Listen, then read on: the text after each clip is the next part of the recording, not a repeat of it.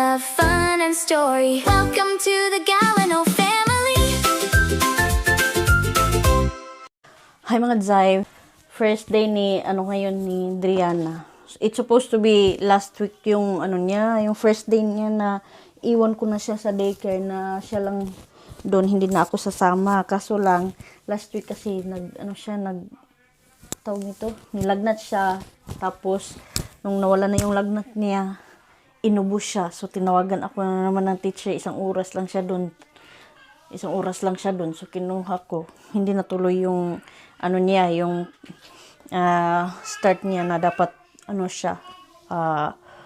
tawag nito first day niya. So ngayon talaga yung yung iwan ko na siya from 10 to 2. Sana hindi tatawag yung teacher. Tapos meron pa rin siyang mga Zay, meron pa rin siyang ubo, sipon, pero hindi na masyadong parang pawala na siya.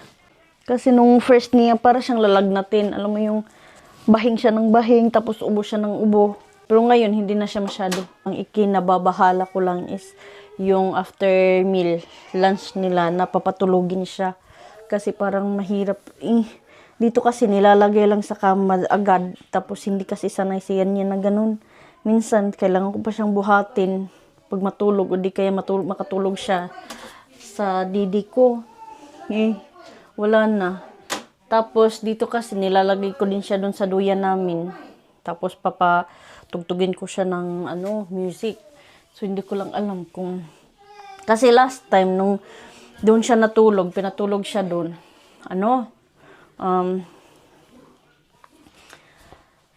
Tawag nito. Nung pinatulog kasi siya doon mga Zay, nandun ako. Grabe yung iyak niya kasi may meeting kami nung manager. Pirmahan kami ng kontrata. Ngayon, grabe yung iyak niya. Parang first time ko narinig yun, na grabe yung iyak niya, natulo iyak talaga siya. So, let's see. Sana maging soft lahat. So, malamig pa rin sa labas, sapatos. Uyok mo na niya siya dayon. Uyok ka ba? Uyok ka ba? Uyok ka? Ha? Uyok ka? Napakahasol dito mga Zay pag malamig, kasi ang kailangan mo magsuot ng maraming damit. Pag hindi kasi, ayun, doon na magsisimula yung mga sakit-sakit, ubo, sipon, lagnat. Siya, nagkalagnat kasi siya, tsaka nagkasipon ubo. Kasi nung pumunta kami doon para sa training pa niya, may mga kaklase kasi siyang may mga ubo at tsaka sipon, kaya siguro nahawa siya doon. Tapos pa-spring na. Tapos sombrero.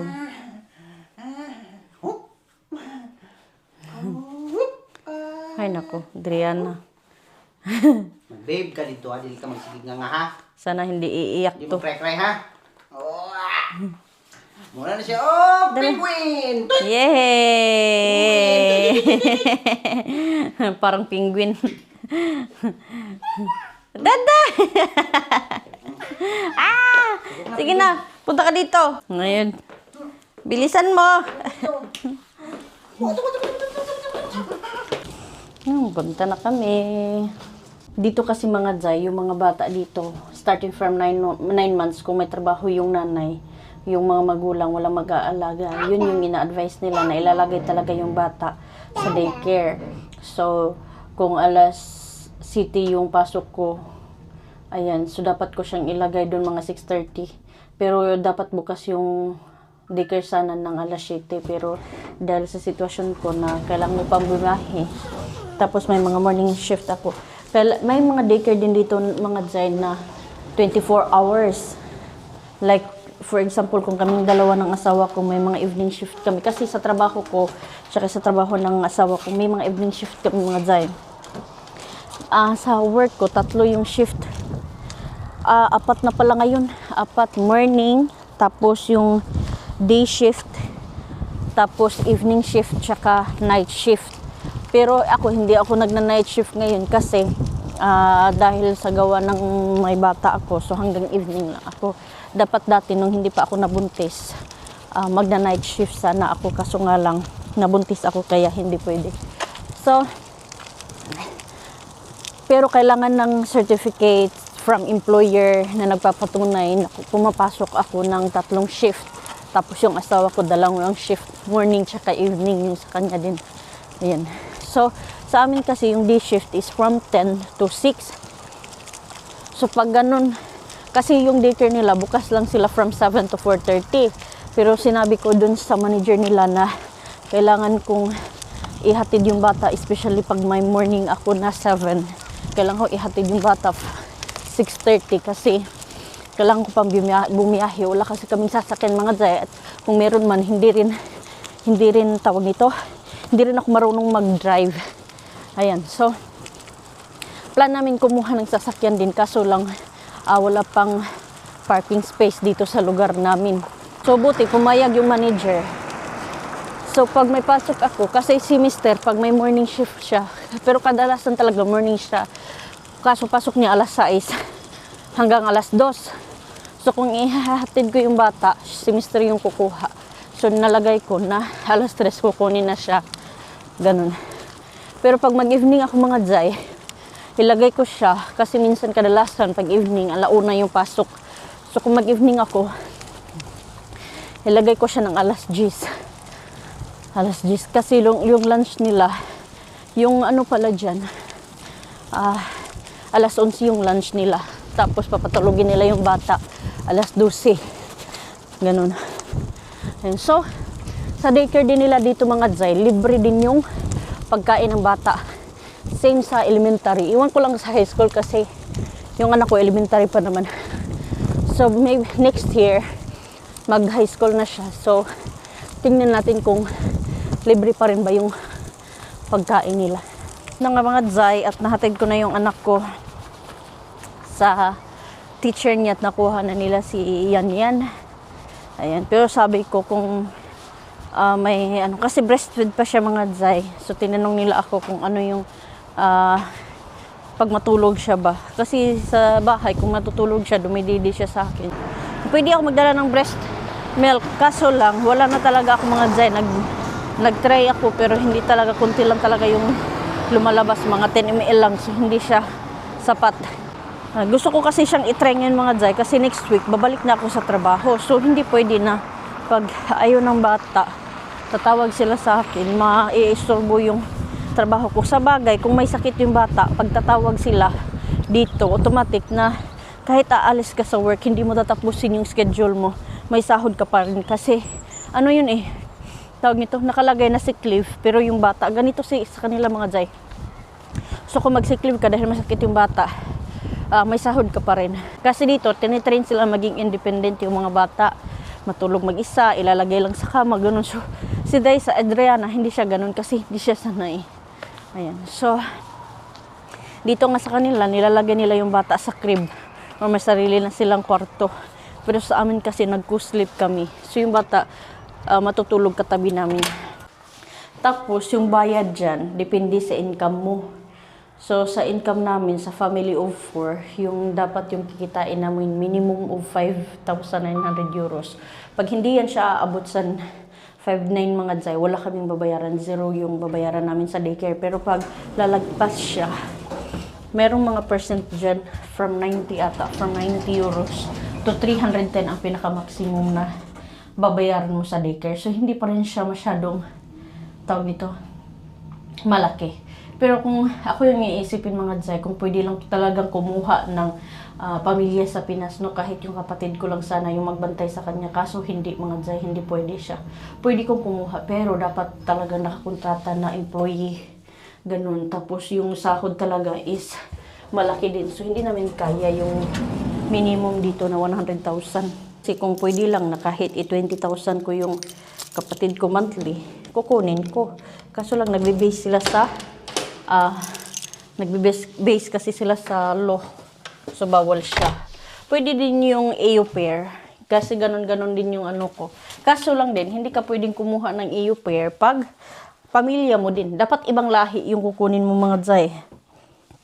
Pag mag-au pair ka. Kasi yung tawag dun is cultural exchange. So, hindi magiging cultural exchange kung pamilya mo lang din yung kukunin mo sa au pair. So, hindi rin siya pasok. At siguro, maglilinis na lang ako ng bahay habang nag-aantay. Kasi ang 4 na oras siya, from 10 to 2, yung pasok niya ngayon sa daycare. Kasi pag babalik na ako ng trabaho mga Jay, magiging 8 hours, 7 hours siya sa daycare. So at least ngayon, yung gusto ko lang is matuto siya na doon siya kakain at doon siya matulog. Yan yung pinaka-importante mga Jay. Kasi kung laro-laro morning, laro-laro lang naman yan sila. Yung pinaka-importante is yung papakainin siya at saka doon siya patutulogin. So kasi yung kain nila doon, lunch nila alas 11. Tapos after ng lunch, alas 12, pinapatulog nila yan. Hanggang alas 2. Ayan. So, depende. Kasi si Driana, pag natutulog siya dito sa bahay, 30 minutes lang.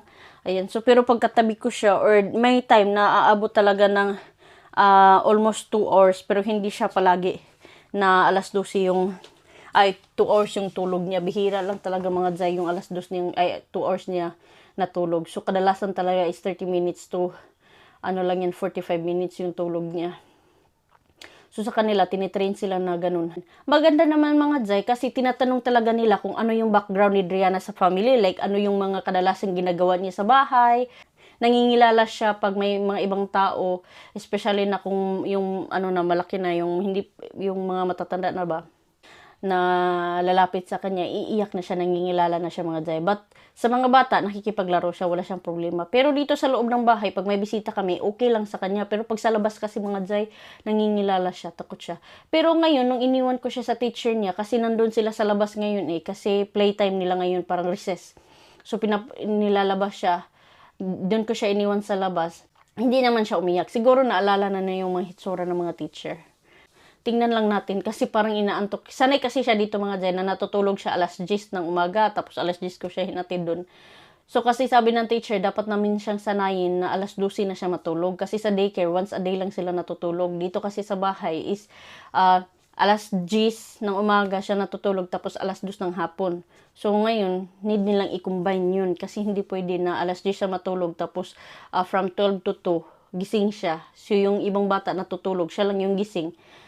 Tapos, kailangan din mag-break yung mga teacher, yan, yung mga staff doon. Kailangan din nilang kumain, meron din silang lunch break. So, kailangan talaga na matulog yung bata. Pero, kung natulog yung mga bata, mga Zay, meron din dapat na, tawag nito, yung assistant talaga, or may tao talaga na, na adult na nagbabantay din sa mga bata na tulog. Kasi baka may nagising na. Kasi yung maliit na double deck yung mga kama nila dito, mga Zay. So, baka mahulog, ganun. Pero si Driana na nilagay siya dun sa sa base na malapit lang sa sahig. Ayan, hindi din siya mga ganito lang siguro kahaba yung tawag nito, yung distance from the floor kasi parang kama lang siya, nilalagyan lang ng yung bed lang ba tapos nilagyan lang ng ng bracket or yung box. Ganun lang siya. Yun. So hopefully okay si Driana. So mamaya hindi natin siya, kukunin din natin siya mamaya mga Zay. Mamayang alas 2 kung okay yung mood niya. Pero pag hindi, baka tatawag yung teacher kung palagi silang umiiyak-iyak. Ayan. Ay, let's see. Hi mga Zay, sunduin na namin si Yan kasi mag-aalas 2 na ng hapon. So, hopefully na okay yung feedback ng teacher niya. So, sa wakas, hindi tumawag yung teacher niya sa daycare.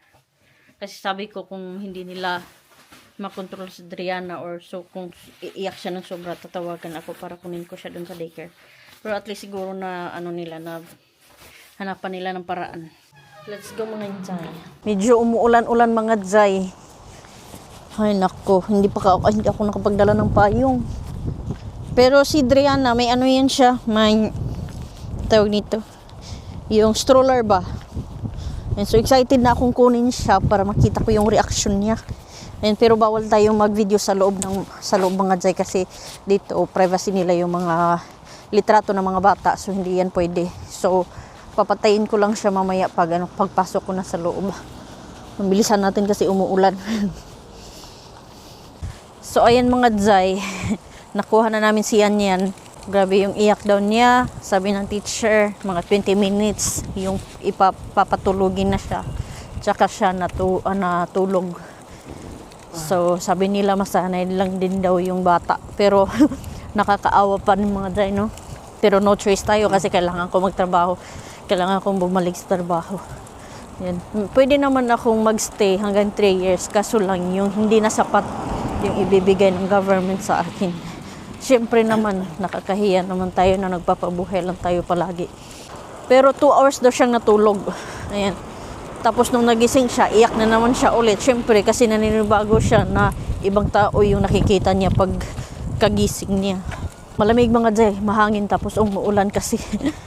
Pero pupunta kami doon pa sa, sa kabila kasi may kukunin akong package. May in-order akong baonan. Kasi babalik na ako sa trabaho, so kailangan ko ng baonan. Pangkain kasi hindi na libre yung food sa trabaho namin. Hindi kagaya dati na libre. Ngayon kasi bawal na. Kailangan na nating magbaon mga Jay. Sobrang saya niya. Andiyan man na eh. Hoy, hulat sa. Sobrang saya niya nung nakita niya kami mga Jay. Alam mo yung parang na tears of joy siya na nakita niya yung magulang niya. Kasi kaming dalawa ng asawa ko yung pumunta para kunin siya. So, grabe yung niya, tawa niya. Yung parang surprise talaga siya na nandun kami sa daycare. Tapos naririnig pa rin namin yung iyak niya nung dumating kami. Kasi siyak kasi kahit sa bahay. Minsan nahihirapan din akong pakainin siya kasi nagdadrama siya. Gusto niya tumayo, gusto niya maglaro. Yun. Tapos iiyak-iyak siya konti. So, pero hindi naman todo iyak mga Jay. Yung iyak lang na konti lang, mga 5 seconds, ganun lang. Tapos tumahan na siya. Kumain siya ng kumain siya doon. Naubos daw niya yung pagkain. Pinagdadasal ko talaga na sana masanay na siya soon na ganun na yung setup. Kasi pagbabalik na ako sa trabaho mga Jay, nahirap talaga pag hindi pa siya sanay. Pero masaya naman ako kasi na survive niya yung 4 hours. 10 to 2 kasi. 10 ng umaga hanggang 2 p.m. yung stay niya ngayon sa daycare. This, until this week, ha? Ang daycare? 4:30. So, tinanong ko din pala mga Jay kung pwede ba yung anak ko na panganay yung susundo sa kanya. So sabi nila hindi daw pwede kasi dapat 18 years old and above yung mag-aalaga sa bata, magbabantay sa bata. 12 years old is very risky. Sa akin naman, ayoko din na iasa sa anak ko kasi alam ko yung ate nito is syempre mga ganyang edad gusto pa maglaro, ganun. So, mahirap talaga na iwan. Kukunin ko muna yung mga Jay, yung parcel. Ganito kasi dito mga Jay, hindi sila nagde-deliver sa bahay. Hindi kagaya sa Pinas na kahit saang lupalop ng bundok ka. Ayun. Pwede talagang kahit saang lupalop ng bundok ka, i-deliver talaga nila, no. Dito kasi ganito lang. Box lang. Ayun. So ito na yung parcel natin. Nakuha na natin mga Jay. Let's go home. Yung kama na tinapon, nandyan pa rin. Nandyan pa rin, oh. Ha? Yung paa. Grabe siguro ang pagtubs-tubs niya. Sira yung paa. Wala akong kagal eh. So, nandyan pa rin yung tinapon. Kasi hindi naman talaga yun yung proper natapon nandyan mga Jay. Kailangan nila yung dalhin doon sa, sa tawag nito? Tapunan talaga. Na nandun talaga yung mga gamit na doon talaga nila itatapon kasi kailangan nila yung i-recycle. Hindi yan kukunin ng garbage truck. Hindi yan kukunin ng garbage truck pag nandyan lang yan sa gilid ng basurahan mo ilagay. Sobrang saya ni Adriana. Yan. Hi, we're almost home. Ay, sobrang na niya. Sis. So yun lang mga Jay, thank you for watching. Tsaka see you next time. Huwag niyo kalimutan na i-follow ang ating YouTube channel, The Galono Family in Finland, kung gusto niyong malaman or makita kung ano talaga yung buhay dito sa Finland. Ayan, yung mga lugar. Maybe in the future, pag summer na siguro, or kung malaki-laki na to si baby, pwede namin kayong igala. Dito lang siguro muna sa malapit-lapit. Ayun. So, thank you so much and have a nice day everyone. Bye!